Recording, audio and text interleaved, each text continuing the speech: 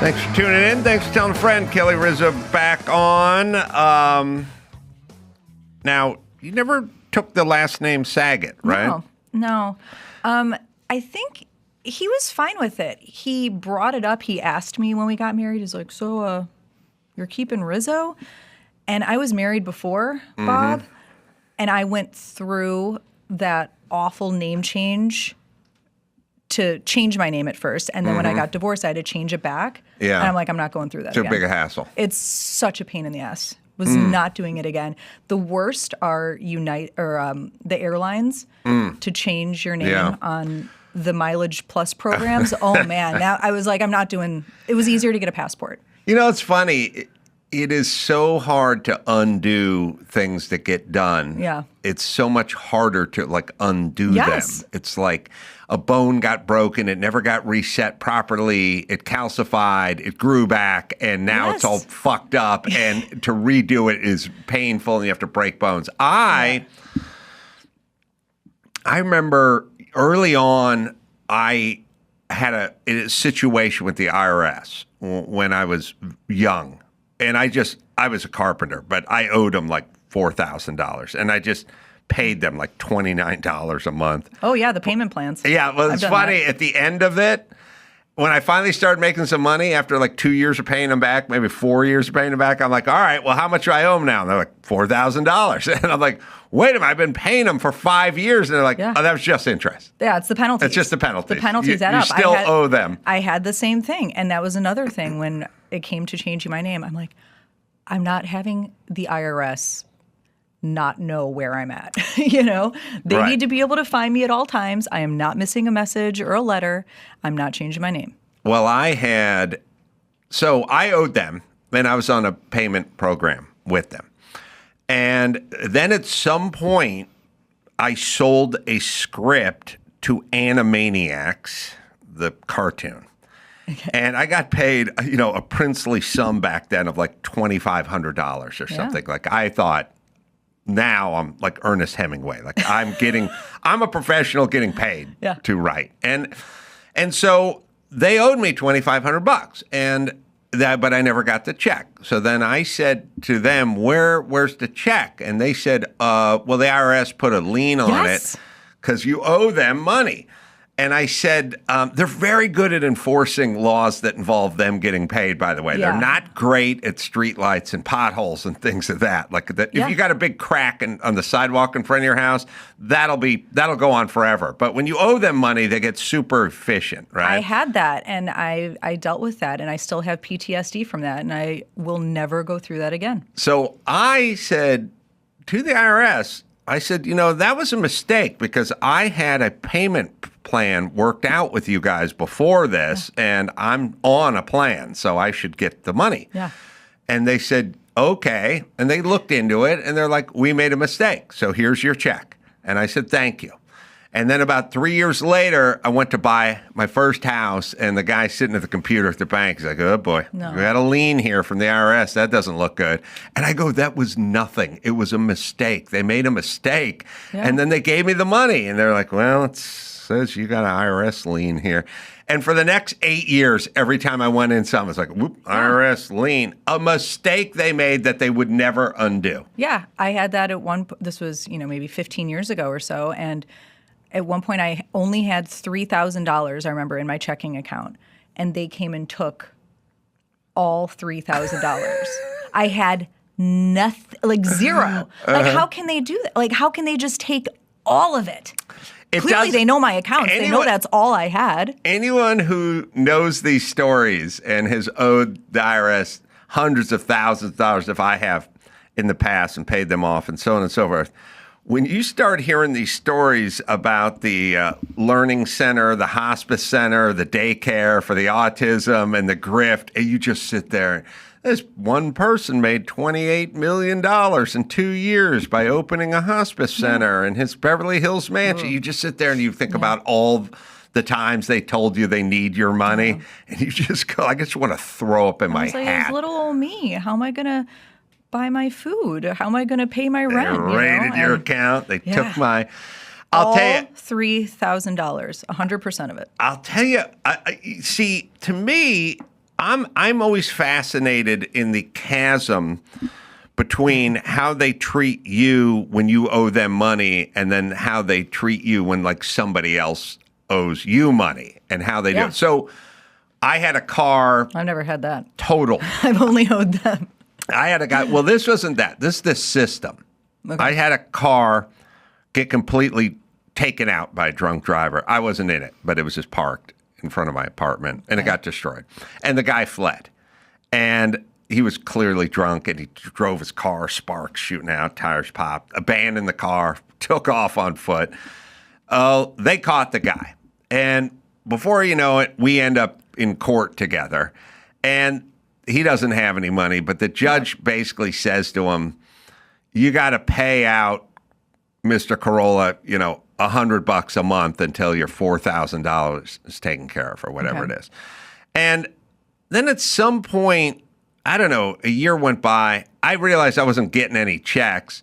And I called Van Nuys, the courthouse, and I said, I don't think I'm getting paid by this guy. You had a court order to pay you guys, and then you pay me. And they go, we don't have any way to know how much he's paid in or not. We don't have a way to know that. And I'm like, when I get pulled over, the guy runs my license plate and knows everything. Yeah, they know all about you. Sitting in a squad car. What do you mean you don't have a way to know? You don't have a way to know when people owe me money.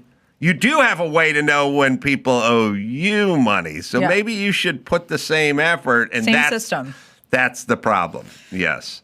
Oh, so, God. Well, thanks for reminding me of my sorry IRS for that. PTSD. It was nice to see Bob talked about in Jeff Ross's new Netflix Wasn't that special? I thought it was. It was a special. It was a special. Take a banana for the road, I think it was. Yeah. For the ride. I always got the mix. I would always say road instead of ride, too. I think it should be interchangeable. Agreed. Yeah. But it was nice words about Bob. It was nice because my favorite thing is when people get to see Bob as he really was in those candid moments where he's sending a video message to a friend. You actually knew the real Bob. You knew not just the comedian or not just, Danny Tanner or whatever he was on TV. You knew the real person. And he was just so sweet and so lovable. And he just truly cared about his friends. And that's why I was so happy that Jeff even chose that clip of or that video of Bob just being a real friend. And that makes me so happy when people get to see that of him. Yeah, he's up there with Henry Winkler in the Nice Guy Hollywood department. People always speak very glowingly about Bob. Isn't it interesting? Because he gave a persona sometimes, especially in his comedy, where, it was a little rough around the edges sometimes. And people didn't really realize just how truly sweet he was and just how kind he was. And it's interesting when after you pass away, all of these things come out and people start really sharing all about that. And I think so many people, of course, appreciated him while he was here, but now even more appreciate him after he's gone. So it's kind of a bittersweet thing. He had a little bit of this phenomenon that we have as a society. I've talked about it from time to time. It was kind of happened to Carrot Top. It's a Ringo Carrot Top thing. And now here's what I'll say. People made fun of Ringo. They used to. Like, if you were the worst guy on your basketball team, you were the Ringo of the basketball team. You know, they'd always go, the Ringo. Black sheep, Yeah, the one who sucks out of the group. You're the Ringo. You know what I mean? And they used to make fun of Carrot Top because he was a prop comic. And now they talk glowingly about both of them. Yeah. And Bob was doing these kind of corny sitcoms and blooper shows and stuff. So he wasn't really in the stand-up or the comedy community. They looked at him like the guy who took the money, did the clean stuff, and wasn't pushing back against the man and doing all the alternative stuff and like that.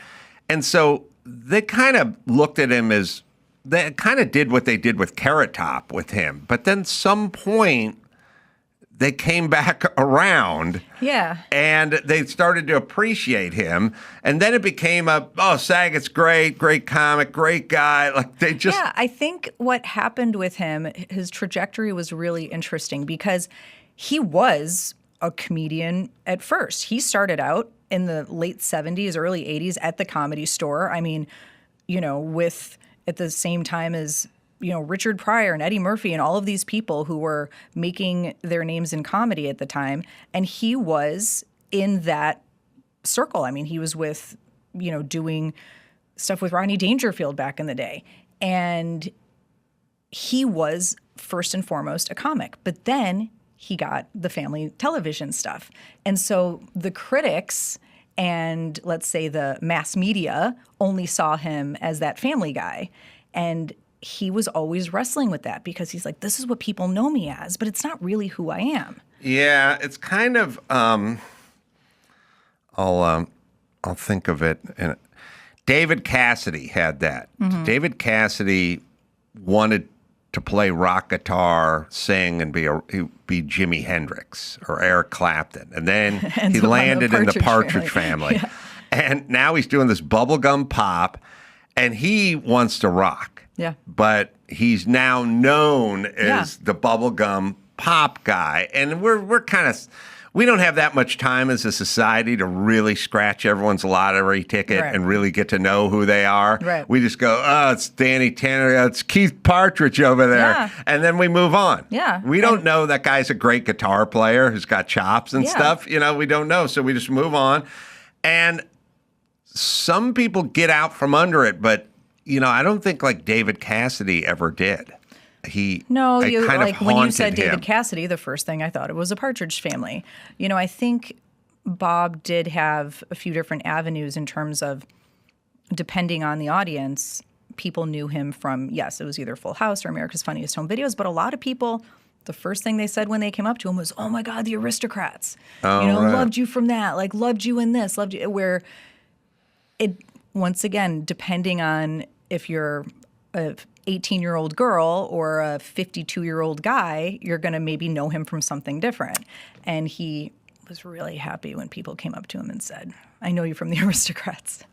Yeah. If you stick around long enough, you'll be happy or sad depending on where they know you from.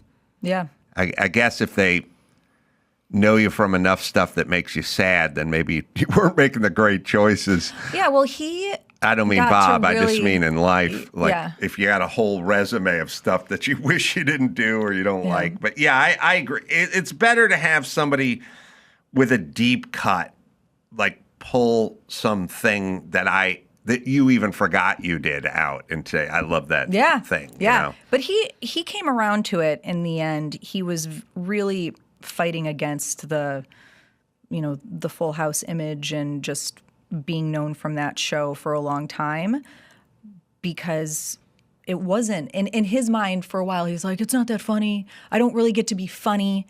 And you look back and it was like, no, he was funny. He was great on it. It was just a different type of funny. But then the last few years of his life, he really started to appreciate it. And he was really getting the impact that it had and how people still love it so much, and that show's just not going anywhere. So he's like, I'm going to embrace this. I'm going to embrace the whole Danny Tanner thing. People love it. It was such a special time for him. He's like, all right, I'll be Danny Tanner. Yeah, I mean, it's a trajectory that I think a lot of bands have it, and it's sitcoms, people that go through, then they want to distance themselves, and then at some point, the nostalgia, and the next thing you know, they're at the convention because they like it, and there's like a cycle, and it's very human, and everyone goes through it. I think it makes you feel better to have the rebellious part of it because you're like, all right, I fought against it, but couldn't win, so I'm going to embrace it now. When did he pass? Has it been 4 years ago? 4 years? Yeah, I remember last time I was here, it was right around the 2-year anniversary, and now it's been 4 years, which is crazy. And there is no update medically or anything like that, right? Did they ever really get to the bottom of what happened? We never found out much more detail from what we originally found out, which was like 2-3 weeks after he passed, was that he fell and hit his head. And we never found out exactly like where in the hotel room it happened or exactly how it happened. I just have realized that I know enough to be able to be at peace with it. I know Right. I'm never going to know exactly what happened, and but we know enough that we know how, like, overall how it happened, and we're just at peace with that because it is what it is. It was just a tragic freak thing. Yeah, I mean, it makes sense. It was in the bath shower or something like that. Something involved water and tile or something. We don't even know if it was in the bathroom or the living area. We just don't know for sure. Well, they wouldn't know if we took a shower that night, though. They said probably. they had said that like nothing was wet on the There's no floor, wet but that towel was or anything. hours later. So Yeah. I guess it'd also be a matter of practice and whatever. Like what I'm saying is I go on the road, do shows all the time. I would never take a shower that night. I would take it in the morning. I would go home. Yeah. I would go back to the hotel, watch a little TV, and go to bed. I think he would. Like to shower off the day type of thing, especially with a lot of travel. Yeah, then that would be consistent. It's just, I had just assumed for the first few weeks after it happened that the only thing that made sense, because they found him peacefully in bed, thank God, was that it was a heart attack or a stroke or something. And then, which was heartbreaking enough. But then when I found out what actually happened and that it was an accident and it was, this clearly traumatic enough injury, but also, thankfully, he was still found peacefully in bed. But it was just so much more heartbreaking. And it just made me just feel even more just sad for him that it was just such, because like a heart attack or a stroke, like what are you going to do? You can't, you're lying in bed, you can't control that. But to think that it was something like this that, it's like he was totally fine and just went away for a tour and slipped and fell and then just never came home. Like that was the one thing that was really hard for me to wrestle with for a really long time, was like, what? But he was fine, and it was just, that's what happens with those accidents. Like you're here one minute, gone the next. And it's just, there's no rhyme or reason. And it's just, you kind of learn to just get used to it. Yeah. Well, I got thoughts. One is, how's your daughter doing? You guys have a daughter, right? Well, he has 3 daughters, so I have 3 stepdaughters. Oh, you don't have a daughter between you? No. Oh, okay. Well, I am kid-free. I don't know what somebody read. I thought somebody read that you had a daughter between you. No. But he has so his daughters are adult. His daughters are adults, and they're lovely and wonderful and the biggest gifts in my life, thankfully. And the blessing that has come from this is that now I'm a step-grandma as of a few months ago. Oh, wow. So Bob had his little granddaughter, and her name is Robbie, and she's, that's nice. a precious little angel, and she's only a few months old now, so.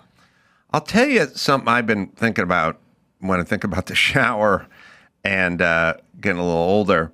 It's insane. So my good friend Dennis Prager slipped and so was awful. quadriplegic and blah, blah. You want to talk about perfectly healthy now, breathing through a tube kind of thing. And he's making some headway in terms of recovery. But I mean, you want to talk about life altering. Yeah. It's not death, but it's about as close as life altering as you can get to death. As there is. And I was thinking about it, and it is such a weird thing. So I was staying at Dr. Drew's house after the fires in Malibu and evacuated and weren't able to go back for months and months. And so I stayed with Dr. Drew, and I stayed in his son's bedroom, who's out of the house. And he has a little bathroom shower off the side. And so I would use that bathroom. And his house is like an 80s house, and it has the full fiberglass tub. Okay. And you step over, and I step in there, and I'm running the shower, and soaping up, and I'm trying to turn back around. I'm this close to eating shit every. No grippy things on the No bottom? grippy things. And what I'm saying is it's like saying, just stand on the hood of a Corvette and I'll spray you with a sudsy hose and you try not to fall off. Yeah. Like, and I'm trying to like turn around stuff and I'm like, whoa, whoa, whoa. And I'm like catching myself. And I bought a bunch of grippy things and gave them to Dr. Drew. But I just mean, first off, it's insane that in a world of smoke detectors and child-proof everything, that those tubs don't just come with a skid-proof bottom on them or whatever. And I'm not saying this happened to Bob, but it did happen to Dennis. Yeah. And you're literally standing on slick fiberglass and you're spraying yourself with sudsy water and trying to maneuver. And you're going to eat shit. Well, the thing is once something like this, now it's happened to multiple friends of yours. When it happens to people or a loved one, in my case with my husband, any type of accident I'm just so hyper aware now of things, especially if I'm in a hotel. Like there have been times where in the middle of the night, you get up, you go to the bathroom, and I think now I'm like, I need to be more alert. I need to pay attention to where I'm going. And then there's times, and this is obviously a PTSD thing. I have a couple PTSDs, IRS and what happened to Bob. And that where I've hit my head a couple times since, nothing too crazy, but, you lean back on a couch or something and you hit your head, or I hit it on a wall once, and I immediately go to, oh my gosh, this is it. This is what happened to him. What if this happens to me? And both times I've gotten CT scans right after because I get so nervous that can actually happen. But you do become more aware of your mortality because you know that that crazy stuff can happen. Yeah. And, here's the thing. It's a double-edged sword. So walking around all day with anxiety, not good. No, it's not good. It's not fun at all. But and that's my life. Being motivated to go to Amazon and buy some sticky skid things that look like fish, and me giving them to Dr. Drew and going, put them in that fucking tub. That is enough. That is good motivation. There's probably a happy medium somewhere where you can be motivated to, take care of certain things, but also not let it control your life. And now you just gave me flashbacks to those like sticky butterflies that would be in like the 80s fiberglass tubs. Yes. Well, they still make those? I bought them. Wow. And I gave them to Drew, and I said, Drew, that is an physician, unearthed heal memory. thyself. Yeah. The podcast, by the way, Comfort Food, which is not literally about comfort food. Per se. Season 1 was. There was actual food in season 1. I am not feeding people this season. Okay, so I went on a complete comfort food journey literally like just a few days ago. Not anticipating this, just on my own comfort food journey. What did you discover, or what did you gravitate towards? I got a recipe in front of me. Like I went deep, went hard. Okay, so let me explain a couple things. I don't have a favorite dish really that my mom or my dad made because they weren't good parents, basically. And essentially every parent, if your kid becomes an adult and they can't summon a favorite dish you made, you've done a shit job as a parent. Like if they literally went, well, we do Grubhub. You've dropped the ball. Yeah. Your kids should be arguing over what your best dish was and what they crave and what that memory comfort food is. So I don't have that with my mom or my dad, but my grandfather, who was my step-grandfather, who was Hungarian, made great Hungarian food. Okay. And I loved it. And Hungarian food is awesome. And you can't find it anywhere. Is goulash Hungarian? Goulash is Hungarian. Okay. And so every once in a while, I just find myself craving some chicken paprikash or goulash or whatever, the Hungarian food. Now, look, everyone always says their food's the best. Yeah. I make it for people, and I have made it. Everyone I've ever exposed them to this goes, Interesting. this is the best goddamn chicken I've ever had in my life. And it is right. true. So I said, I need to know this recipe. so I said to my assistant the other day, I said, find me Hungarian somewhere in Los Angeles. There's got to be something. Oh, we've got everything here. Except for Hungarian, really. So I said, fine. So she goes, oh, there's a place in Burbank. I go, in Burbank? Right here? Right here? Yeah, in the hood. It's a Hungarian deli, which is like different. You're not going to get goulash there. You get sausage, and you can go home and cook it. So then she found a place in Encino off of Ventura Boulevard. Not too far. Not too bad. On the way home. So I'd been ruminating on it. I had to go out of town, but I've been thinking about this chicken paprikash the whole time. So then I came back into town, and I said, all right, we're going chicken paprikash. We're going cucumber salad. That's what my grandfather used to do. We're going to go no kettle or no kettle-y. It's like dumplings or little sort of dumplings. And goulash. We order it all. I'm excited. I pick it up. Bring it home. Try it that night. Not good. Oh, man. Not good. After all that. Now, listen, everyone can go, well, that's just the way they do their whatever. No, their chicken paprikash is shit. It was off. It was wrong. So then So was it bad or just different from what your grandfather used to make? It was different and bad. Different bad. Okay. Like a lot of people Then I that's- know. yeah, then that's- Yeah. And listen, it's not, I know everyone has their weird mindset on stuff. My girlfriend ate the stuff they cooked and was like, man, it's okay. It's okay. It's okay, She but didn't it's have anything not to compare it to. Not really, but when I made up my chicken paprikash, she's like, oh, this is so much better. And by the way, I want to go to that place and go, why don't you just do it right? Just do it how people want it. So But you didn't say that. I didn't. Well, I haven't been back. Okay. I'll vote with my pocketbook. Yeah. So I then said, now I got to cleanse my palate of this bad chicken paprikash, and I'm going to have to do this myself. But it is a little bit of an undertaking. And I'll give you guys how it works and why it's so goddamn good. Is this chicken thighs? Like skin on? Start skin on, bone in, thighs, right? All right. So I was Now, in the right direction. then you get a big kettle and you brown the chicken first, but you do it in pork lard. You don't do it in butter or olive oil. You do it in pork lard. So then you ground it. You brown it. Okay.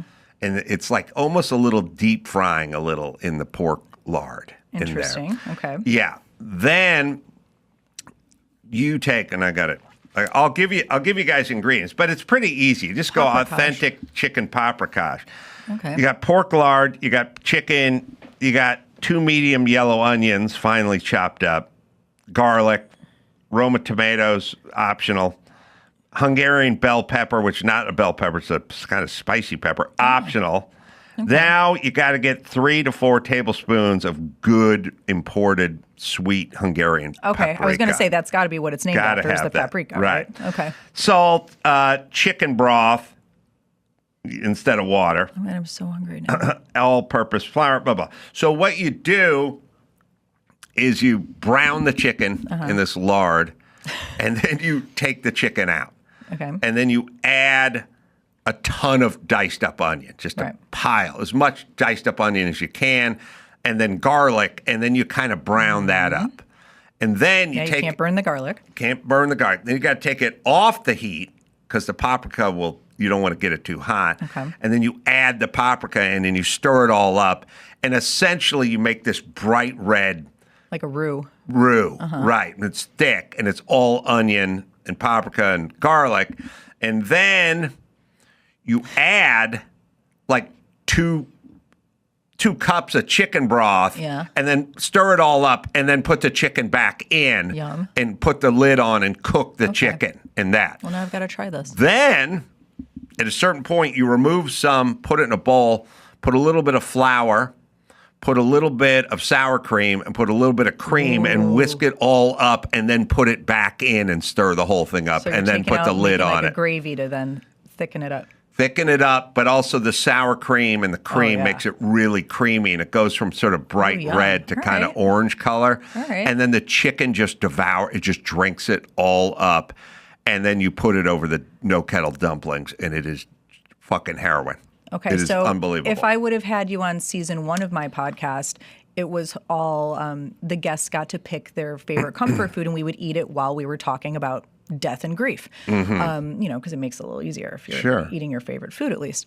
And that would have been really hard, though, if you requested chicken paprikash, because I certainly would not have made that prior to the podcast, and it would have been hard to order it because there's very few Hungarian restaurants. Agreed. Yeah. Oh, and I did do I tell people to leave the tomato sauce out because that's kind of American version, but I did dice up 2 Roma tomatoes and put them in there. Okay. And by the way, so what happens is the diced up tomato and the diced up onion completely liquefy. By the time you're done, there's Yeah, it's just nothing. mush. Yeah. It's just all, you can't even tell they're in there, Yeah. but the flavor is strong. All right, well, you've inspired me. It sounds delicious. I mean, what's the overall time investment? Is this like could be done in 45 minutes, or is this needs to be a multiple hour situation? It says prep time 10 minutes, cook time 50, total time. I guess we could do the math. 1 hour. All right. It's an hour, but it's That's not horrible. it's kind of an hour plus. Okay. At least that's with me doing it. But it came out killer. And let me just tell everyone to fuck off for a second. Everyone goes to me, what do you know about? You can't cook? You can't cook? Yeah. And I go, you can't clean or whatever. And I go, I could do it. I just don't do it. Right. I can build houses. So if you can build a house, you can cook. You your just point follow is- the instructions.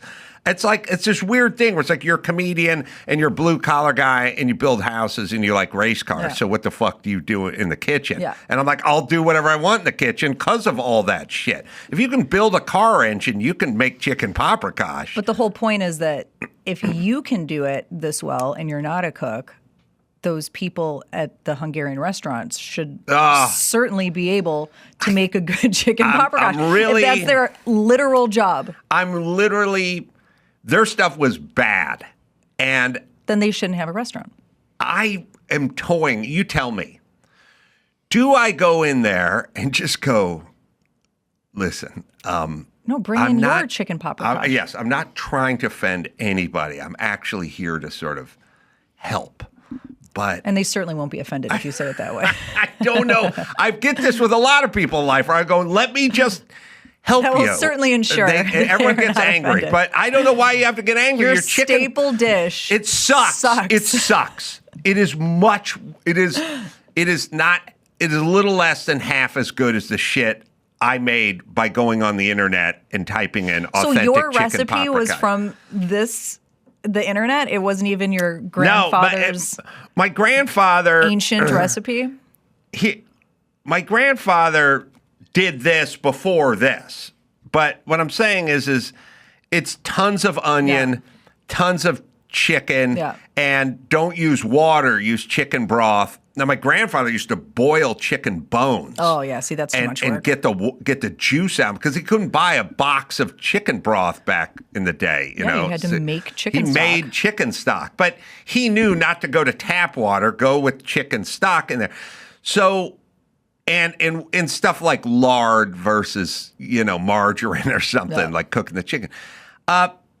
There's really only one way to do it, and it's like this way. If you want the super authentic stuff, and they're doing something different over there, and I don't condone it. It does as a foodie and a person who likes to travel and eat regional dishes from, around the world, that when you go to a certain restaurant and they just, like, for instance, I was just in D.C. and Williamsburg, Virginia this week, and I went to a Greek restaurant, a Mediterranean restaurant, and whenever I go, I always order the taramo salata.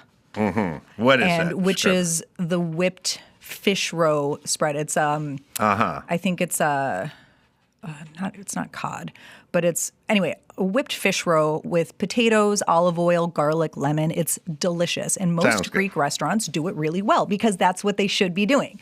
Right. If they're going to make it, it should be done well. Right. And this place had the worst tarama that I have ever had. And I'm like, you have one job. Right. How can you not make your regional specific dish of your region? How do you not make it well? Right. So basically, Anyway, I was very upset. no, this is called, I think it's called these first world problems or maybe white people problems. I'm not sure. But the point is No, I bet this happens all over the world. If anyone, I they know. go to a I mean, restaurant, people being devastated by chicken paprikash. I mean, I'm I talking haven't about there's slept. people I that haven't don't slept since. have access to clean water and stuff like that. Yeah, I'm talking about the first world. This is very true. Very right. true. Right. But here's my point. Equally as devastating to us. And I agree.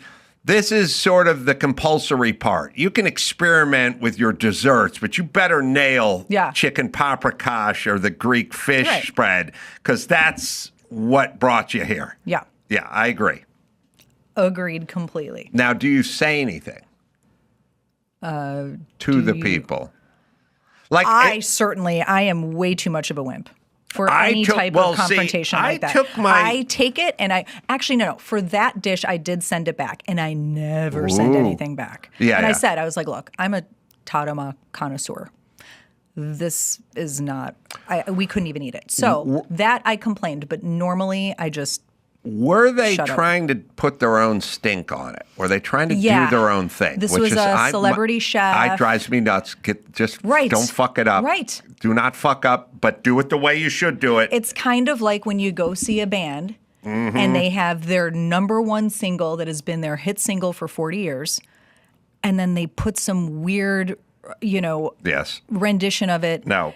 Some weird arrangement, and it doesn't even sound like the song. And you're like, no, this is not what I came here for. I saw Sting in concert like 30 years ago. Every Police hit, he did a reggae version of. And it's like, because he's bored. Yeah. You know what I mean? But I'm not bored. I get it. They get bored of it.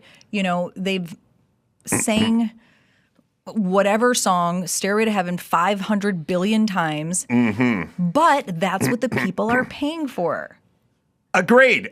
And they're paying for the Greek food and they're paying for chicken paprika. I have a question. Are you a Metallica fan? I appreciate them, but I don't know that I'm going to see them at Sphere. Oh, yeah. And I heard that they're doing some weird playlist or set list where they're not repeating any song. So meaning if no Enter Sandman for you. Only one night is getting Enter Sandman. I like a lot more songs than just Enter Sandman, but I'd be really pissed if I paid $2,000 to see them at Sphere and they didn't play, Enter Sandman or The Unforgiven. I think, it's weird because comedians have to do the opposite. They have to turn their set over and do a new special, and the people don't want to hear the old stuff and blah, blah, blah. I think if you're Metallica, I also get it as a performer that do an early show, do a late show. I do a sort of different late show because I'm kind of bored. I just did the same thing. I don't want to do the same thing. I feel like I'm just going to mix it up for myself. They need to do, 3 or 4 standards for sure, and then they can mix and match around that. Yeah. That's what I would say. But there is you cannot exit Sandman with no Sandman. Exactly. You need to enter Sandman and hear some fucking Sandman. I know. And you don't want to exit drunk with no Sandman. Ooh, I'll be pissed. We'll see, though. I'll report back. Let me ask you this. You travel, you go sample all these fine foods. You're not Eloise, but we can talk etiquette with you a little. Okay. I have a beef. My beef, we live in a society that gets angry when people are late. This guy's rude. We had a dinner party. They showed up late. They disrespected me by making me wait. Job interview, the guy showed up late. We don't like late. We don't like late. And I don't like late either. Yeah. We don't recognize or put an emphasis on the assholes who show up super early to stuff and fuck you up as well. Yes. And Yes. we don't put any emphasis. All the emphasis every day in school. There's something called tardy, which is bad, and then the other word is prompt, which is good. And prompt is fine, but we need a word for too prompt. Yeah, I agree. And this happens to me all the time. And I feel that, there should be a good 5, maybe 10-minute leeway either direction. Mm-hmm. However, if you're hosting a dinner party and you say 6 o'clock and somebody shows up at 5:20 or 5:30, I know I'm not ready. No, every woman I do not plan on being ready stepping until out of the shower at that point. 5:58. Yes, it always cracks me up because you go, Thanksgiving, show up we'll start at 4, and then you do this one. You can show up anytime after 4, and then at some point, the woman is literally in a towel, and it's 3:14, and then they're like, what? And she's in her towel, and they're like, we're here. And they're also with the fakakta excuses. We're like, well, we didn't know how bad traffic. First off. So then you sit in your car and you wait. Okay. By the way, you live 4 miles from here, and it's Right. Thanksgiving. How bad is the traffic going to be? By the way, you're supposed to be here at 4. Leave your house at 4. You'll be here at 4:12. Yeah. What's the big whoop? But no, you're here early. And then you come in and first you have to apologize. You go, I'm in the kitchen. I'm right in the middle of basting the turkey. I'm sorry. We won't be able. And then they go, don't mind us. Oh, don't mind us. Don't mind us. But you have to. We'll just mill around aimlessly and watch your wife in her towel. Yeah. If you're a real hostess. Right. I learned this from my mother. She is the consummate, the most perfect, entertaining dinner host. Right. And when people come in, she expects, what can I get you to drink? There's appetizers set out, but it's not just what can I get you to drink? Can I make you a cocktail? Can I do that? What a mom you have. But she says hi. You met her last time I was here. Oh. Anyway. What a mom. Yeah. What a mom. But she, if somebody showed up that early, it would throw off the whole game because she can't not be hospitable. I get it. She has to serve the drinks And and everything. also, you're undressed, and even if you didn't step out of the shower, you're just wearing your sweatpants because you're in the kitchen. Yeah. You're tending to the stuff. The mashed potatoes are getting whipped. That's crucial crunch time, that 40 minutes before everyone shows up. You're still putting stuff out.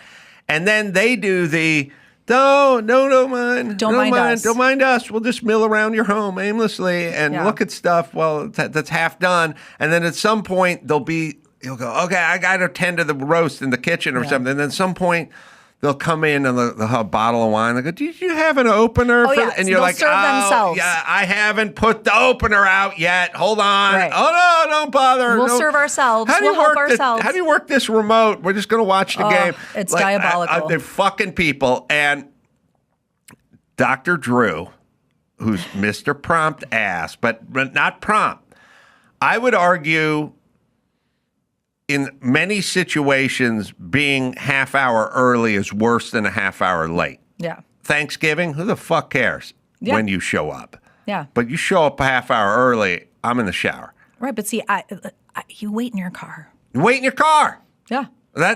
Catch up on some emails. Make a phone call. Go to Starbucks. It'll be open. It'll be open on Thanksgiving. Don't show up. I think this is a PSA that it's just as rude to show up early than it is to show up late. I totally agree. Or you can do what I do. Just drive up and down the street and see anyone jogging and just fucking yell at them. Go get the fuck home and eat some cake. 10 minutes early here today, and I was like, I'm not going to go in now. I'm going to wait a few minutes and go in right on time. I love it. 3 minutes early. I showed up 3 minutes early because what if you're not ready? It's rude. So I got a thing. So I'm going to a hotel. And I got this appointment, and I'm looking around the hotel, and a long story short, but we're going to meet Dr. Drew and his wife because we're in the neighborhood. So I say to Drew, look, we got this appointment. It's like 1:10. Why don't we meet at the upstairs bar, whatever, for some cocktails or appetizers? Meet us at 2. Let's do 2 o'clock. That'll give us plenty of time to do our tour and so on and so forth. So, all right. So I'll see you upstairs at the lounge at 2 o'clock. Him and his wife live nearby. I'm going on the lounge. At 1:22, I get the text from Drew. We're here. We're at the lounge. And now I'm like, okay, let's speed this up because they're up there. They're waiting. Yeah. And for me, it drives me insane when people are waiting. I hate people waiting. So now, even though it's not my fucking fault, I told you, show up at 2. Show up at 2. You had to show up at 1:22 and then sit there and then send me a text saying, we'll be up here waiting. Now, he's not, where are you? Get your ass over here. He's saying, we're sitting here. But I'm picturing him sitting around. And now so I'm trying to hustle it along. Drew's here. He's upstairs. They're waiting for us now. Yeah. But why can't you just show up at 2? I agree. I actually had a really, really funny issue with this about a week ago. And sorry if this sounds name droppy, but it was very funny. I was doing a podcast, and my lovely friend Katie Couric was coming over to my house to cook with me because we do this cooking series and we make all these recipes. So I told her to show up at 2 because I knew that this podcast was ending at about 1:45. 2, ironically. Right. Yes. And I told her, I said, I'm doing a podcast until 1:45. Come over at 2. She shows up at like 1:40. Mm-hmm. And this podcast was going long. And I'm in the middle of the podcast, and I was like, I'm so sorry, but Katie Couric's ringing my doorbell. I have to let her in. I can't let her stand out. And she's like, oh, like, not really, like, what did you just say? Like, Katie Couric, like, right. The Katie Couric? So I was like, sorry. So I let Katie in, and then Katie comes and just says hi to, like, in the middle of the podcast. She's like, hi. And then, of course, they start chatting. And it was just this really funny thing. But I was like, okay, I can't be mad at Katie because it's Katie. And it was really funny to have her interrupt the podcast. I never get, people have problems with like sort of plans and sequences, like where you'll go, the things at 1 probably won't start to about 1:10, probably take a half hour. That'll get to like 1:40. We'll just meet at 2. And they go, oh, okay. And then they show up. Then they show up at 1:15 and like, I don't know what was going on. And like, I worked out the entire thing. I work out backwards until my morning of, okay, so coffee takes this long, my hair takes this long. You reverse engineer your morning. Yes. Yes. So what I did to show up on time here today. And I will say that we don't have a word in the English language for people who show up too early. And we need one. Well, we can work on one. Are we sure there's not one? Does that not exist? How about like... We don't have a word for it. Promptitis. Yeah, we make it like a venereal disease. You got promptitis. Earlyitis. Yeah, like... Well, prompt. So I take that back. We like prompt. No, prompt, that's the problem. Prompt is not a pejorative. Yeah. We need something negative. Overly prompt, yeah. Yeah, we need something to call my stepdad when he shows up for Thanksgiving at 3:10 for the 4 o'clock thing. Come up with a word. Also, I'm with you. You sit in your fucking car. Like you thought there was going to be traffic, there was no traffic, then you sit in your fucking car. I do it all the time. It's easy. I do a version of that too. Doesn't everyone just want more time to just be alone anyway? And sit in your car with nobody bothering you? And mentally prepare for the Thanksgiving event that you're going to have to go into? Why show up early? I want as much time away from all of that as possible. I do think that being late with the advent of the smartphone it's not really late like it used to be. Mm-hmm. Like if you met, and this has happened, let's just say... I mean, now it's even more rude. No, now it's not as rude. Really? Well, here's why I'm saying. Every time I'm almost never late, but there are times when shit happens where, like I say to people, of course. I'll meet you at 2, but I'm also doing a thing, and I don't know how long it's going to go, so it might be like 2:15 or something like that, because I don't know. And they go, yeah, fine. And like I'll roll in at 2:15, and I'll say the person who's clearly been sitting there for a minute, they're like on their phone. Oh, and they're answering emails aspect, or whatever. Yes. And then I go, everyone's always busy now. I go, sorry, I'm late. And they go, nah, I was just catching up on some emails or whatever, which is fine because in the past, when you showed up late to the diner, the guy was trying to make a pyramid out of Right. salt, He's and just he's like, twiddling his thumbs he's just like and- literally sitting there on his third iced tea, and there was nothing going Pray on. they have a newspaper. Right. Pray. Yeah, he's read. Oh, I hope at least he has Newsweek with him. Right. So you can actually, it's not as impactful because I'm the same way. If someone's like 10 minutes late, I'm like, yeah, I'm just looking at my phone. Like, I'm entertained. I got stuff to I get thought to. you meant because of the smartphone that it's more, because now there's no excuse. Because, Waze. People if you act. have Waze, People act like we're all staring at a Thomas guy. How many people try the bullshit? Sorry, man. The trap. I go. You just plug it in your phone. Right. It'll tell you how long. I do it everywhere I go. Everywhere I go, leave later is the prompt. You hit the leave later button, and then it shows you exactly how long it's going to take, even tomorrow, to get to where. And within 5 minutes, it's always right. Yeah, no, I agree. And people still try to use the excuse of like, well, I didn't. It took me forever to get. I like. If anything, it overestimates, so you'll end up early. Yeah, I do. Listen, I go to LAX at all different times. Yep. I got to check what time, whatever. I'm going to Orange County. It's on a Saturday. I don't know how long it's going to take. I check it. What if we called the people who showed up too early? Oh, I can't wait to do this. What if we called them preemies, like premature? You know, there's premature ejaculation. I love That's that. bad. There's underweight. Underweight kid is bad. Yeah, you know what I mean? Like preemie babies. This guy's a preemie. You don't want the baby to show. Fucking pulled a preemie on me. You don't mind if the baby's a little bit early because it's nice. You know you saved maybe a week or so, but you don't want the baby too early. Yeah, they have to live in an incubator. Yeah, you don't want that. So this is like the guest arrives and they have to be in an incubator. Yeah, they're like a preemie couple. Right, because And that incubator's going to be your fucking car. Sit in there, turn the heat up, and think about what you're doing. Right. Have it fix the jaundice and everything. Just take care of it and don't put your preeminess on me. Yeah. No. Okay. We settled it. Preemie. Mm-hmm. Okay. Oh, God, that person. They're preemie. They're the worst. Preemie. Okay, Yeah, and now preemie. listen. If I say we're going to meet at the diner at 2 and you want to show up at noon, that's your fucking business. But if we're doing Thanksgiving and it's 4 and you want to show up at 3:15, no. Yeah. Now And you're you're a preemie. preemie. Yeah. Now you're a preemie. Okay. We did it. All right, Kelly, we will give you a plug here and then take a look. The story on the news about some dude sticking his dick in a chick's ear in a supermarket. Correct me if I'm wrong, but didn't your old friend Ray have a bad habit of sticking his dick in the ear of unsuspecting women?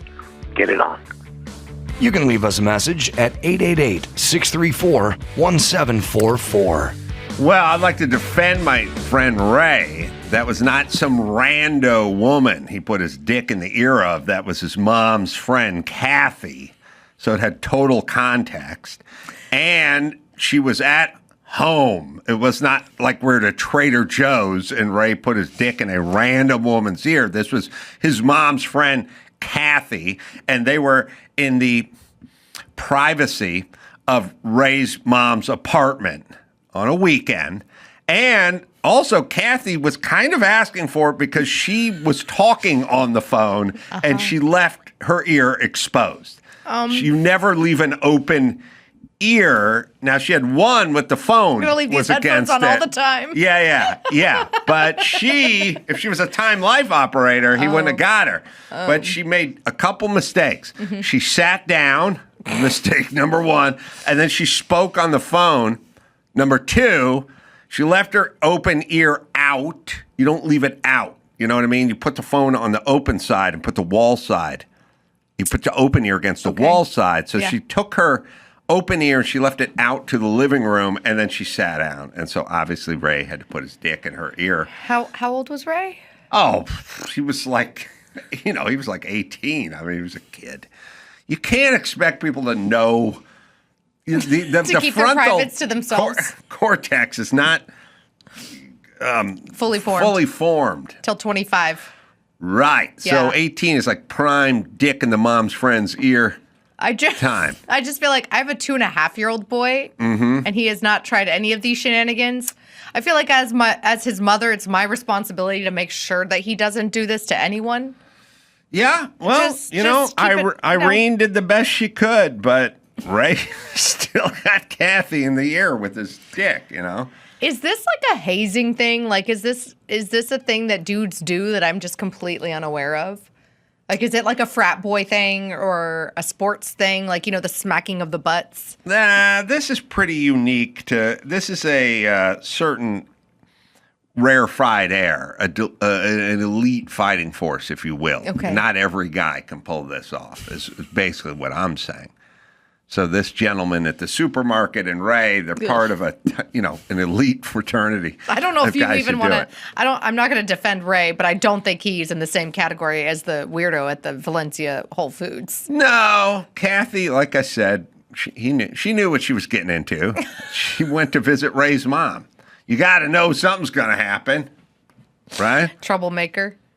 Yeah, Ray was very dick-centric. Oh, God. Later on, when his mom and dad broke up, and then his mom started dating a guy named Jim, we were sitting around in her apartment, and Ray said to his mom, whose dick's bigger, Dad's or Jim's? Stop. Will not stop. Do you think he did it to embarrass his mom or to embarrass Jim? Well, she answered. She did? Yeah. She said that Dad was longer, but Jim was girthier. I was like, wow, I can't believe we're having this conversation. Do you think he did it to like embarrass his mom or embarrass Jim? Like, was he trying to? Nobody was in. Just was trying to Jim be wasn't funny. in the room, but Okay. no, he just did it to embarrass. I don't know why he did. Probably to embarrass his mom. Oh my I Lord! would say, but it was pretty funny. I'd be like, get the F out of this house, sir. You ain't paying the bills. You can't talk to me like that. That wouldn't fly. Not where you came up. Nope. All right. So now, I don't know why, but there's all this. Every time you turn on the news, there's some new story about L.A. and garbage and homeless and people living in the sewers now. And you haven't seen that one? No, I have not. You can Oh, tell my by the look God. on my face. Oh. My kids are on spring break. I've been busy wrangling Oh four my of them. God! There's like people living in the sewer system now. So it's like it. Or HUD or what? Chud. What was Chud, Dawson? Chud, humanoid, HUD, humanoid, underdwelling, Cannibalistic humanoid underdwellers. Go nerd, breaking free. Wow. Cannibalistic humanoid. What was it? Underground. Dwelling? Chud. Is the D for was dwelling? a movie. And my grandfather wrote The Mole People. Chud. But here's my whole point. Here's me point. I thought back, like a lot of times I thought, you know what? I was ringing the bell early with this stuff. Like I'm from here. I was like, fellas, we're going in the wrong direction. We need to slow our roll and go, what is going on? We need to look around. You know what I mean?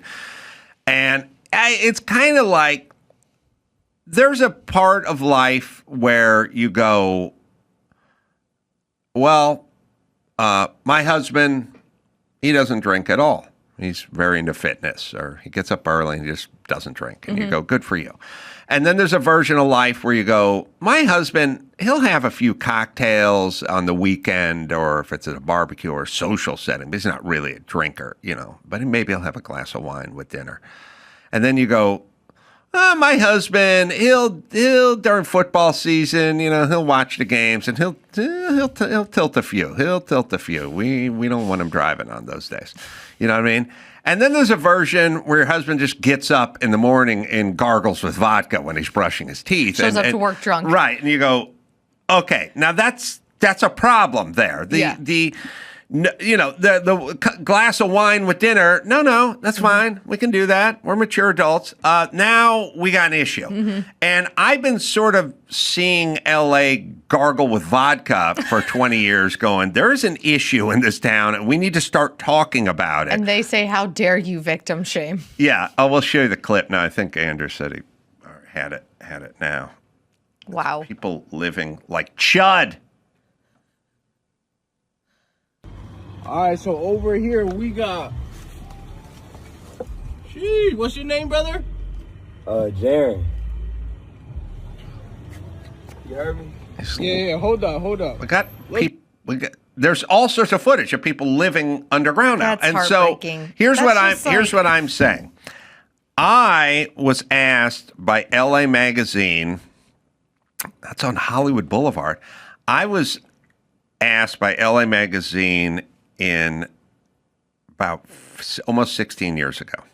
Okay, 2009, 2000. Well, it was 2010 or 11.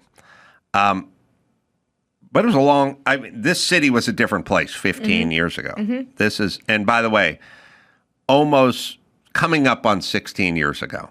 So you got to imagine, people are talking about this shit like it's 5-6 years old. But No, it's been happening. It's been happening, but this was a different place 16 years ago. Yeah.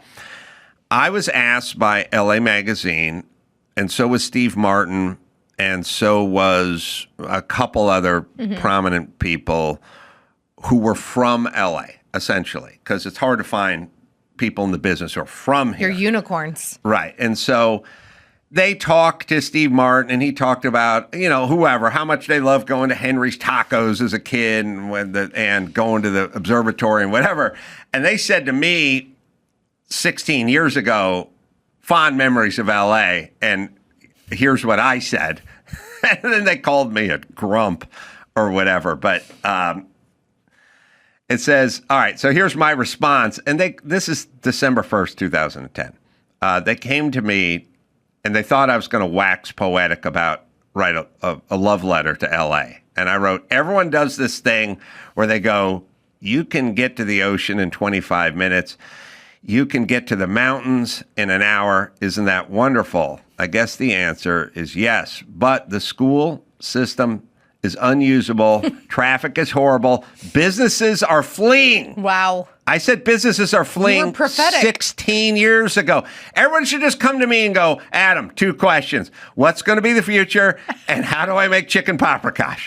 and we'd be living in utopia in 20 minutes. So then I write, businesses are fleeing. I don't give credit to Villaraigosa, who's the retarded mayor we had. Who's running for governor, by the way. He's like, oh my God. So he failed at LA. He failed LA, and now he wants to fail California. Right. Way to go. To Villaraigosa or the city council for the mountains or the oceans. That has to do with plate tectonics. I give them credit for a graffiti problem that's so bad the street signs have to be covered in barbed wire. And I give credit to God for doing a fair to Midland job creating the place, and to Villaraigosa and the city council for fucking it up. So we did a good job from a nature standpoint. They fucked it up. Potholes and a-holes. That's Los Angeles. And so it called me a grouch and also drew me like I was Gilbert Godfrey. But I know that looks nothing like you. But here's my point. They did draw you in a pothole, so at least they listened to what you had to say. 16 years ago, I told everyone, this is where we're heading. And everyone told me to shut the fuck up. All right. And now we're here. And a person a day is overdosing in MacArthur Park. Yep. And there are homeless people everywhere. Mm-hmm. I feel like it is kind of scary, though. There were homeless people recently when I was in Lincoln, Nebraska. I mean, I've been in Jacksonville, Florida. I actually think it's a broader drug problem, which is why I'm team close the border. But yes, that can be another conversation for another day. It is a drug problem. Well, it's all drugs and mental, whatever, and just sort of both, or maybe what the drugs do to your mental stuff. So I have another thought. So everyone's been having fun with Jennifer Newsom because she's out there talking about The first person? Yes, first partner. First partner. Everyone's talking about her. She's worse than Newsom. But Is she, though? I'll put it to you this way. If she ever got into the position of power, I think she would be. Yeah. Right now, it's 2026. She's in California, and her whole thing is about oppression of women. So she does remind me a little bit of, it's like she's the rich, white, fake blonde Michelle Obama, who is like, for the first time in my adult lifetime, I'm proud of my country. And I'm like, woman, you're the first lady of the United States. Your husband as a black man, was elected not once but twice. Yes. So isn't that like a good thing? Isn't that something to be celebrated? I feel like Jennifer is taking a PR kind of note out of that Michelle Obama handbook, because Michelle Obama gets awesome designer clothes and makeup and jewelry and has celebrity friends and, gets lots of money for books. Maybe that's Jen's future. We have two clips for her, and I'll play you both. But first, I'll play this one so she thinks Pam Bondi and whoever got fired because they're women. It's good. Trust me, I'm not a fan of Pam Bondi nor Kristi Noem. But I need to call out that it's no surprise to me that the first two prominent people pushed out of this administration were women. Let me explain.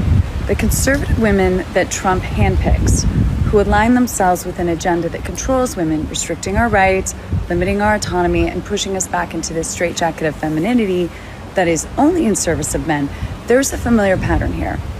Women are brought in, packaged Mar-a-Lago style, and lifted up as long as they commit to wholeheartedly serve the interests of the patriarch at the top. Now, it looks like Let me power. pause it for a second. God damn, I wish this actually existed, because I would be fucking enjoying myself right now. I would interrupt you less. I'd have you Women banished. would get on your nerves way less. Tighten your corset and just go, shut up, bitch. What are you doing breathing? Yes, it is. How dare you speak without me giving you permission? That's what it would be like over here. The patriarchy. It's 2026. All right, let's keep playing it, but it's great. Wholeheartedly serve the interests of the patriarch at the top. Now, it looks like power, or proximity to power with a big title, but it never comes with job security and protection. There's no secure place inside this hand-picked patriarchal body that systemically disrespects, devalues, and discriminates against women and girls. And this is where complicity comes in. Because when you align yourself with that value system, with a leader who has publicly devalued women, degraded them, and been found liable of abusing women, well, guess what? You're going to be the first to go. So while you're in a perceived position of power in this system that regularly diminishes and devalues other women, even if you help sustain and uplift this system, your power is only temporary. And ultimately, they will come for you. That's the unfortunate truth for all women. No woman is safe in Trump's Republican Party unless she has enough wealth or the ability to buy her own job security and safety. And so, my friends, regardless of your political affiliation, you might want to wake up and see this for what it truly is. It's a war on all women. By the way, do you think Gavin Newsom, where they're like living together in their $8 million house, and she's like, honey, I'm going to go out to the hedge and shoot an urgent message. He's got to be like, bitch, I'm running for president, and I will hire a fucking homeless guy to kill you if you keep putting out these stupid videos. No, I think he you don't know loves how much it. shit I got to take for your dumb ass up there complaining about equality all the time when you're living in an $8 million mansion. Well, there's another montage of her, but then I think they're in on it together. I think that this is like a PR stunt so? to appeal to the radical left and crazy liberal donors. So as he gears up for his 2028 campaign, he could be like, look, it's not just me, it's my awesome wife too, which is so funny because... Excuse me, partner, not wife. Oh, boy, look, now you're part of the patriarchy. And now I'm part of the patriarchy because I'm not rich enough apparently. I love that she just talks about invisible problems nonstop in 2026. I'm not safe. Did you know I'm not safe? No one is safe unless this daddy has money. Then you're safe, or maybe you're white. No, wait a minute. All right, here's a little montage of her, but. We're all human beings. Gender's a spectrum anyway. It's a social construct. There's so much to learn from same-sex couples who have learned to communicate. I've given our boys dolls, even if they tear the head off. I've given them dolls. I don't know if our country is ready for first partner. Sadly. I don't know if they are. No. All right, so let me just say this. I just want people to, here's the whole thing. I'm going to be philosophical here. And Can you, though? I am, and I'm not going to judge. Okay. I'm just going to say this is where her interest lies, in these subjects. Yes. And when she takes to the microphone, she talks about inequality and women and oppression and that sort of stuff. And Joe Biden talked a lot about inequity and race and others, and Kamala Harris and whoever, that they spoke a lot about that. And when Mike Rowe speaks, he talks about jobs and vocational training and creating shops and shop classes because that's what he's interested in. So I'm not going to assign a value judgment to what's better. I'm just going to say this is what they're interested in. But I think that Mike Rowe or you or Sean Hannity or even people on the left, right, that have interests that might differentiate from ours, some of them or most of them are genuinely interested in them. I think when it comes to her and Gavin, they seem so insincere to me that it's like she is now interested in this thing because she thinks it's going to help her and her husband politically and professionally and financially. I agree, but it's easy to be interested in invisible problems because there's no way to solve them and there's no one held accountable.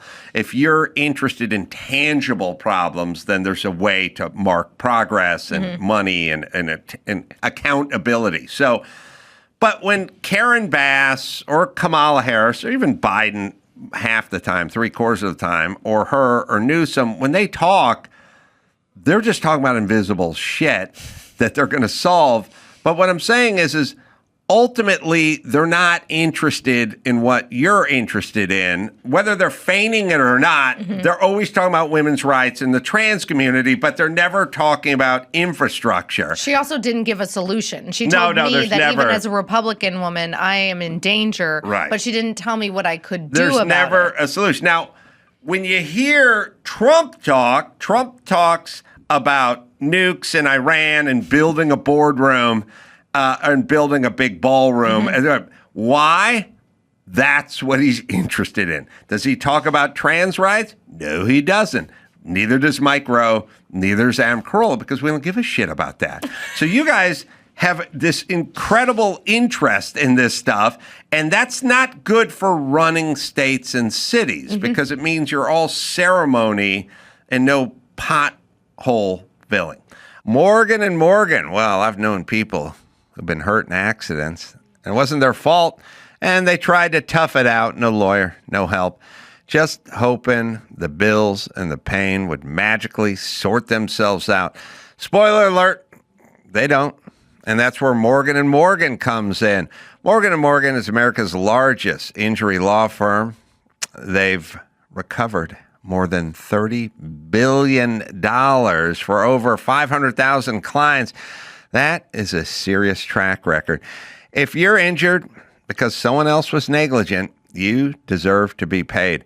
Don't try to white knuckle it alone. Reach out to Morgan and Morgan and let the pros fight for you. It's Morgan and Morgan, right, Dawson? If you're ever injured, you can check out Morgan and Morgan. Their fee is free unless they win. Yes, that's right. Their fee is free unless they win. To learn more, go to forthepeople.com/Adam or click the link in the description below. To learn more, go to forthepeople.com/Adam or click the link in the description below. This is a paid advertisement. BetterHelp. This episode is sponsored by BetterHelp. Did you know that 88% of Americans are feeling some form of financial stress at the start of 2026? I used to be a construction worker, barely scraping by, and I remember like it was yesterday. It was tough. It was incredibly stressful. Couldn't sleep that well at night. Also couldn't afford air conditioning, so it was always hot. Argued with everybody. BetterHelp can help you manage this stress. Their therapists follow a strict code of conduct and are fully licensed in the U.S. And their questionnaire matches you with the right person. With over 6 million customers, you know it works. It's BetterHelp. Right, Dawson? When life feels overwhelming, therapy can help. Sign up and get 10% off at betterhelp.com/Carolla. That's betterhelp.com/Carolla. All right. Should we do some news with you? We should. Speaking of Trump saying stuff and things that he's interested in, my favorite clip from the Easter weekend was him explaining to a whole bunch of children at the White House Easter egg roll about Biden's auto pen. Did you see this? It's so funny. It's amazing. I would treat Trump you know, the people I know in Hollywood and the people on the left, like, look at Trump like they look at Ray. They go, can you believe he put his dick in Kathy's ear? And I go, isn't that the greatest? Isn't that the best? And they go, whoa, no. And I go, that's the best. My favorite is this little boy with this like head on his hand, like intently listening, trying to understand what he's talking about. So here he is. funny. He's sitting at the kids' table with 6-year-olds, 5-year-olds. I could sign autographs. And then tonight you can sell them for $25,000 on eBay. I'll sign. Oh, that's nice. I think I'm going to sign this. That way I'll say, I drew it. Look, I drew it. Look what I did, everybody. Now, Biden would use the auto pen. He'd have an auto pen follow. Joe Biden, he didn't sign. He was incapable of signing his hand. So they'd follow him around with this big machine. You know what it's called? An auto pen. And he'd have the auto pen signed for him. He'd take the paper, hand it to his guys, and sign it with an auto pen, give it back. Not too good, right? I mean, He's talking to 5-year-olds. that one little girl is like, who? What? I mean, I don't think you can actually sell something that the president signed for $25,000. If that was true, good on those kids. I think that's why they were like, can you sign this for me then? Well, But the auto pen thing is too funny. not now, but if you had something Abraham Lincoln signed, you might get $25,000 Oh, for so it. those kids need to wait like 200 years. 250 years or 500. Yeah, they pass it on to their children, Yeah, and there they you go. pass it on. And then they get something of value versus me getting a Tony Bennett CD. But it's like you know what you're going to get with Trump. Like, that is the way that he just behaves and acts. And he's like, Right. You want me to sign this for you? I'll sign this for you. It's good for you that I'm signing this for you. And also, I'm better than the last guy because I can actually write my name.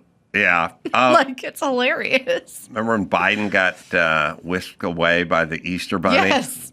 God, it's so pathetic. We had a zombie. The Easter Bunny's like, don't It is come over zombie here, old for man. the president. Don't be caught on people's cell phones being delusional because then it looks bad. Jesus Christ. Come back to your curated photo line. Yeah, but no one from any credible news outlet knew anything. They couldn't tell. Cheap fake. The Easter Bunny was a cheap fake For years and years. for years and years. So- Okay, journalists. Nice job. Still Trump related, but now moving from domestic to international matters. Also, over the weekend, Trump did a White House press conference where he was talking about negotiations with Iran. And this gem came out of it. We have 45,000 soldiers in South Korea to protect us from Kim Jong-un, who I get along with very well, as you know. Do you notice he said very nice things about me? He used to call Joe Biden a mentally retarded person, okay? So don't tell me about your stuff. Joe Biden, he said he's a mentally retarded person. He was so nasty to Joe Biden. It was terrible. But to me, he likes Trump. And do you notice how nice things are with North Korea? It's very nice. Yeah.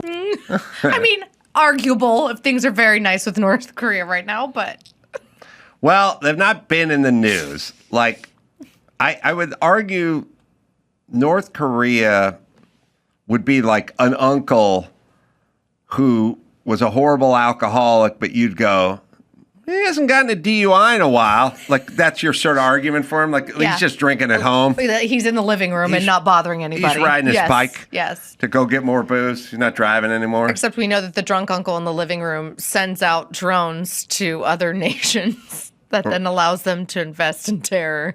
Yes. But okay. Yes. But anyway, that was hilarious. A lot of people are very excited that the R word is coming back into vogue, apparently. I remember exactly where I was. I was on stage at the Improv. I don't think who I was with, a comedian up there, but he was explaining to me that I couldn't use the R word Oh. on stage at the Improv. Is it because you're not one? Or is it like the N think word it's that 'cause- you can use it only if you are of that category? Like if you call yourself one, is that okay? I don't know. I just rejected that because I was like, first off, as a comedian, you get to say whatever you want, and people can decide whether they like it or not. True. But you get to say whatever you want. That's why you do it. And also, I think I'm grandfathered in because I've worked on a lot of car engines, and whenever you're doing the timing, you either advance the timing or you retard that timing. And so I've gotten to say retard in context A many lot of times. context, yeah. A lot of context. I just always think of that scene from The Hangover when Zach Galifianakis says it. Oh, yeah. Listen, it's too good a word to get rid of, and you've taken away a lot from us, Yeah. white heterosexual guys, over the years. Of being able to call it your friends that.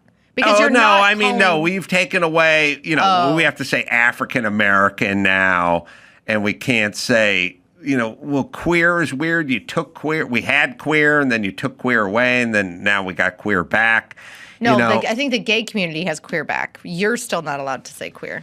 We've done a lot of bending ourselves into pretzels for stupid words that you guys want us to say in the last, 25 years. Mm-hmm. We're hanging on to retard. One of my favorite, speaking of African American, one of my favorite things was, I think when Obama was president, he went somewhere and he met a Miss Universe that was from Ethiopia or something. Mm-hmm. And there was the New York Times or somebody wanted to call her an African American. Right. Of course, right. No, she's a black woman. Yes. Yes. But they didn't say Ethiopian, and they called her African American, and then people were like, no, that's not accurate because she's not American. You can't call her that. It's also, if you really break it down, saying colored person, which you can say, versus person of color doesn't make any sense at all. It's like saying, he's a Yankees fan. No, he's a fan of the Yankees. Isn't that the same thing? No. Saying Yankees fan is super offensive. Fan of the Yankees, that is a tip of the cap. And it's you just said the same fucking thing. You're just trying to trip people up. White, black, brown. Those are the general skin tones, right? Mm-hmm. I have some friends. They posted a funny reel over the weekend. It was this guy that's when you're kind of an ambiguous brown-skinned person that people don't know where you're from. Mm-hmm. And then he dressed up. He was like, am I Persian? Am I Israeli? Mm-hmm. Am I Mexican? Am I Puerto Rican? Right. I was like, it does encompass so many beautiful and awesome places. Well, it goes back to, was it Valerie Jarrett? Was it? Yes. And Roseanne going, I didn't know the bitch was black. Yes. When you look at her, she's got straight hair. She looks sort of tan. And I don't know that she presents as a black woman. But anyway, it's all nonsense meant to distract. And it's a power grab. There's a clip. You got another story there? I do. What is the story? Speaking of nonsense, circling back to nonsense here in California, Gavin Newsom's rail project is now expected to cost, wait for it, do you want a drum roll? Yeah. $126 billion with a B dollars. Mm-hmm. And this is a CBS 60 Minutes over the weekend did a post, and the California delayed, of course, way over budget high-speed train. It was, why am I blanking? Jerry Brown. He's the one that started this ridiculousness, and then Newsom continued it. That was 13 years ago when I moved here. It is also weird when 60 Minutes starts doing their fucking job. It's kind of weird. I credit Barry Weiss. They've been, right, Barry Weiss. 60 Minutes has been nothing but a left-wing propaganda machine for 15 years, and now all of a sudden they're doing something. They're doing journalism. It's shocking. It's weird. So in this, they talked to a guy named, I don't know how to pronounce his name, Tax Omashakin. Yeah, he's the Secretary of California State Transportation Industry. Yeah. And then they're talking to this gentleman that we'll show in a second, Anthony Williams, who's the California High-Speed Rail Authority board member. Which, by the way, when you have two different roles that are on boards and authorities that are doing shit, there's your red flag that we have problems. Yeah, but how? Okay. And they don't. Share.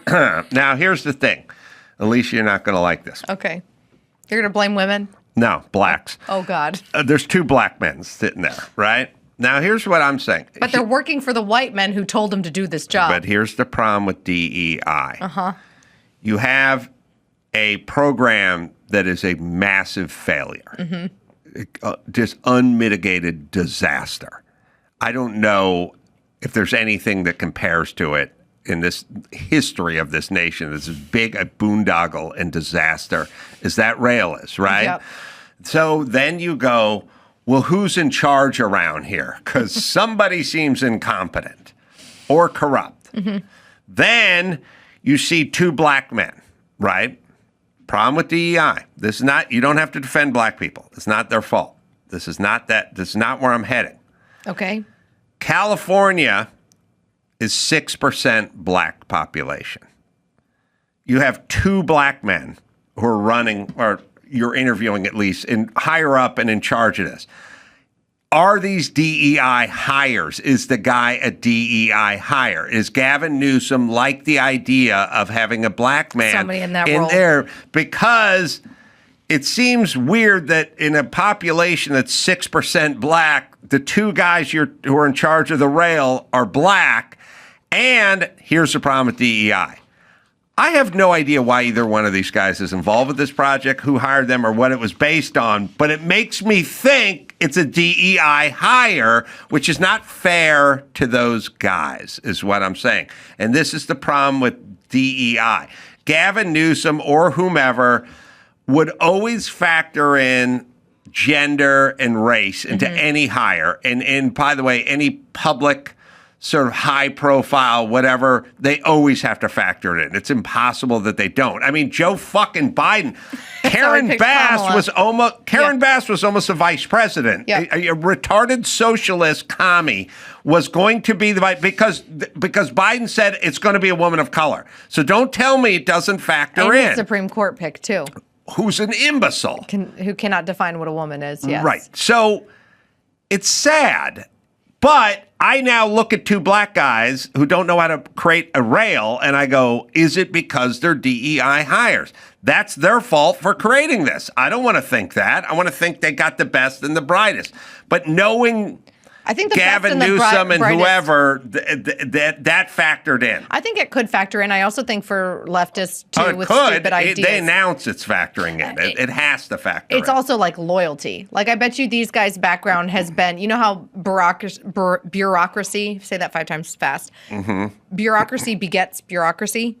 Yeah, I bet you these guys kind of worked their way up the ladder of working in government and had somebody be like, oh, you know, they should run this project, give them an opportunity. And that's how it happened. And a lot of these people in government just fail up and continue to fail. Like this project was doomed from the start because it was stupid and over-bloated anyway. I agree. I'm just saying. And so I think that whoever is at the top of it. Thank you for that. They factor race in. Yes? You should call these guys. You should have 60 minutes, call these guys and be like, yes, follow-up question. Yes, they factor question. race in, yes. Yeah. Okay, and I'm looking at two black guys, and I'm wondering if they're qualified. And that's the problem with DEI. So here is how we spin it. Gavin Newsom hates black people so much that he puts them in charge of failed projects. He puts them in charge of failed projects, so he's not held accountable. He's trying to make the minority man look bad. You're right. We have a blast from the past. This is Karen Bass, by the way, our mayor. She's in first place, I think. This woman's in second place as a socialist well. She's a feminine Mamdani is the other chick. She's semi-retarded. Since we're bringing that word back. She is full retard. She's the one who blames Toyota. But listen, forget about this. Listen to Karen Bass and how fucking dumb she is. Or out of touch. Described him as Comandante and Jefe when he died. And then you said something Sorry, go back to the beginning. She's talking about Fidel Castro. She decided it'd be a good idea to send some praise out for Fidel Castro. Okay. Described him as Comandante and Jefe when he died. And then you said something that I found interesting. You said you didn't quite realize how sensitive folks were in South Florida about this still. No. And, go ahead. And so I'm just curious, sort of, that you thought, well, Californians wouldn't mind that description, but it might offend Floridians.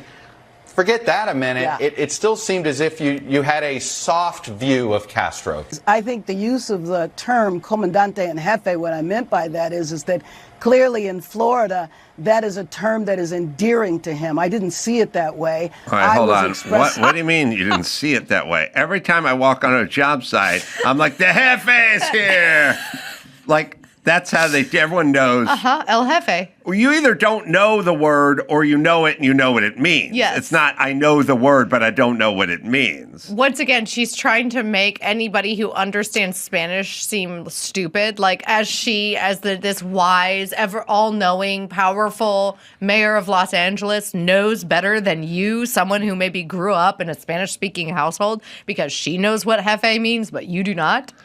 I love that she's trying to present it like she was just giving him a title. By the way, she can just say Fidel Castro. Then she doesn't need the Comandante and the Jefe, and she doesn't need all that. But anyway, she loves Fidel Castro. That's the problem. But let her keep talking in a circle for a second. It still seemed as if you had a soft view of Castro. I think the use of the term Comandante and Jefe, what I meant by that is that clearly in Florida, that is a term that is endearing to him. I didn't see it that way. I was expressing condolences to the Cuban people. Talked immediately to my colleagues from Florida and realized that that was something that just shouldn't have been said. But it's not, you said you were expressing condolences to the Cuban people. There's many people who believe that the Castro regime in general was keeping them confined, was stifling their freedom, that it actually, getting rid of Castro might have been a celebration to some. Yeah, maybe. And the island, I think it's slightly different because, they certainly didn't have the freedom and wouldn't have the freedom to celebrate that. Let me just say, Wait a second. Hold on a second. What does she mean? First off, she got asked, like, what did she mean by the Jefe and the Comandante? And then she was like, I didn't know that the people from Florida would take it that way. But that doesn't explain what you meant by it. That's how people perceived it. And then I'm sorry for the Cuban people who lost their leader that they hated, who imprisoned them. But and who her explanation is the people in Florida, they don't like Fidel, but what about the people who couldn't get in an inner tube and paddle their way to Florida? It's good on Chuck Todd for, following up on that. It's so funny, though, to watch leftist news guys try to extract information. They're like, well, but you do understand that maybe sometimes that some people might have some thought about a negative thought, perhaps just a little bit with only some people. Like, you listen to him squirm trying to ask her a fucking real question. But what does she mean at the end? You can go back 10 seconds where she says, but the people on the island couldn't celebrate or couldn't. What did that mean? Yeah. Watch. Sorry. Soft view of Castro. I think the use of the term Comandante and Jefe, what I meant by that is that clearly in Florida, that is a term that is endearing to him. I didn't see it that way. I was expressing condolences to the Cuban people. Talked immediately to my colleagues from Florida and realized that that was something that just shouldn't have been said. But it's not, you said you were expressing condolences to the Cuban people. There's many people who believe that the Castro regime in general was keeping them confined, was stifling their freedom, that it actually, getting rid of Castro might have been a celebration to some. Yeah, maybe. And the island, I think it's slightly different because, they certainly didn't have the freedom and wouldn't have the freedom to celebrate that. Let me just say, pause. Chuck, wait, what does that mean? They wouldn't have the freedom to celebrate that? Celebrate his death. I think that's maybe what she meant. So she's trying to pivot. pivot. But doesn't that mean that's a horrible regime? Yes. That people wanted to celebrate his death, but they would have been shot by his son? Mm-hmm. I think she's trying to have her cake and eat it too and pivot. But I mean, are we really surprised that she talks like this when look at more recently in history that the left and a lot in the media were trying to say that us liberating people in Central America, or Venezuela, of Maduro is a bad thing. Like all the ways in which it's a sovereign nation. And is this what the people really want? And why are we getting involved? First off, there's no one they hate more than Trump. So it doesn't matter if you're a tyrannical dictator. They still hate Trump more. Yep. And, they found the downed aviator, the coordinates guy. Thank God. Yeah. How fucking pissed were all the Democrats? They would never say it into a hot mic. You could not convince me in 1 million years that Ilhan Omar was happy to see that guy come home. She wanted to see him paraded through the streets and beaten the streets of Tehran. Yep. So she could say, I told you so. Oh, my God. There was no way. They all broke a pencil when they found out that guy was back safely coming back to the base. So they hate Trump more than they hate Fidel Castro or any horrible regime. And she's just listen, again, Dawson, Yo. Ask me how much I talk about trans rights and women's rights. Hey, boss, I'm wondering, how much do you talk about trans rights and women's Fucking rights? zero, because I have no interest in it. Right. Now ask me how many times I've been to Cuba. How many times you been to Cuba? Fucking zero. As many times as I've been to the Gay Pride Parade. But you want to know why? Not interested. Not interested. She's been to Cuba like 23 times. Yep. She is interested in Cuba. She likes Cuba. So that's what we get. And then we put her in charge of our city, and she runs it like fucking Cuba. So that's where we're at. Nithya Raman. And This is a poly market. Yeah, but she's number one. Karen Bass is one. It's literally two of the scariest dingbats on the planet are vying to run Los Angeles. But again, it's not their fault. She's scarier. It's the people who are voting for them that I really want to kill. They're insane. But in defense of those people, even in the exit polling from the Mamdani mayoral race, where he obviously won in New York City, the majority of people who voted for him did not even know what his policy points were. Yes, they were walking away saying, no, we're not okay with shutting down the special schools and high schools and high achieving student programs. What do you mean? No. They're not okay with rent control or free buses because they know they're going to become homeless shelters. We do not have an informed electorate. That's true. But I'm just saying, so it's not always, yes, we need a more informed electorate, but like, I don't think it's that they are completely aware of the dangers of what Nithya and Mamdani and all these other assholes are talking about. But it's still on them, because they should fucking figure it out. And Nithya Raman's going to do